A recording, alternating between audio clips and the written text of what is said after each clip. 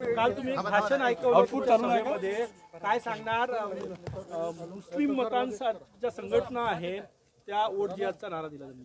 मला असं वाटतं की अतिशय खेदजनक आहे की अशा प्रकारे धर्माचा वापर करून शरद पवारांचा पक्ष, उद्धव ठाकरेंचा पक्ष आणि काँग्रेस हे या ठिकाणी वोट जिहाद करतायत.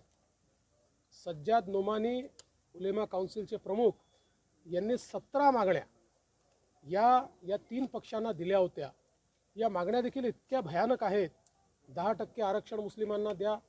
2012 ते 2024 महाराष्ट्रात जेवढे दंगे झाले त्या दंग्यांमध्ये जेवढे मुस्लिम आरोपी आहेत त्यांच्यावरच्या केसेस सगळ्या परत घेऊन टाका.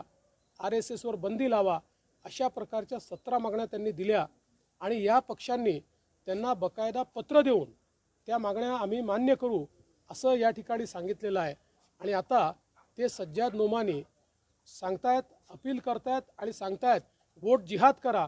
ते म्हणतात आमच्या वोट जिहादचे आला सिपसलार हे शरद पवार आहेत, आमचे सिपसलार हे उद्धव ठाकरे आहेत, नाना पटोले आहेत, राहुल गांधी आहेत. निवडणुकीमध्ये इतकं लांगुल चालन या देशाच्या इतिहासामध्ये आम्ही बघितलं नव्हतं.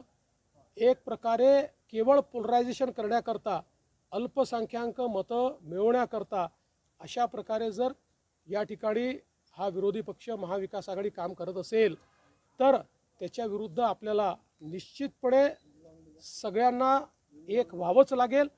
आणि मग जर तुम्हाला वाटतंय की मुठभर मतांवर तुम्ही निवडून येऊ शकता तर मग जे बहुसंख्य मतं आहेत त्या बहुसंख्य मतांना देखील पुनर्विचार करावा लागेल, एक यावं लागेल.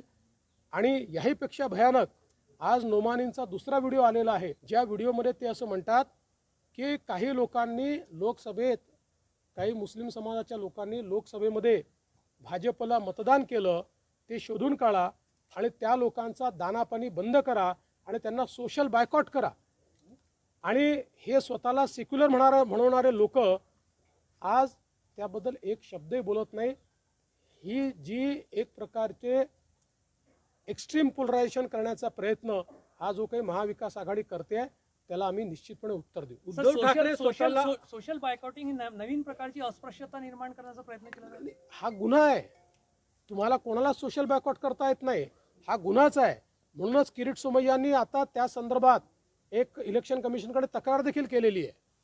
ते एक है तो सेफ आहे जे म्हणत होते ती भीती आता खरी ठरते का या सगळ्या याच्यात? दिसतच आहे. म्हणजे प्रधानमंत्री महोदयांनी जे सांगितलं की आपल्याला एक राहावं लागेल, एक है तो सेफ आहे.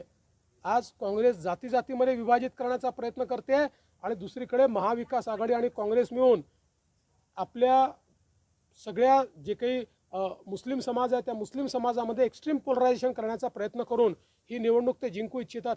त्यांच्याकडे या निवडणुकीला मुद्दा उरलेला नाही. त्यांनी कधी विकास केला नाही, ते विकासावर बोलत नाही, त्यांच्याकडे रोड मॅप नाही. त्यामुळे फक्त जातीवाद करून ही निवडणूक जिंकायचा त्यांचा प्रयत्न.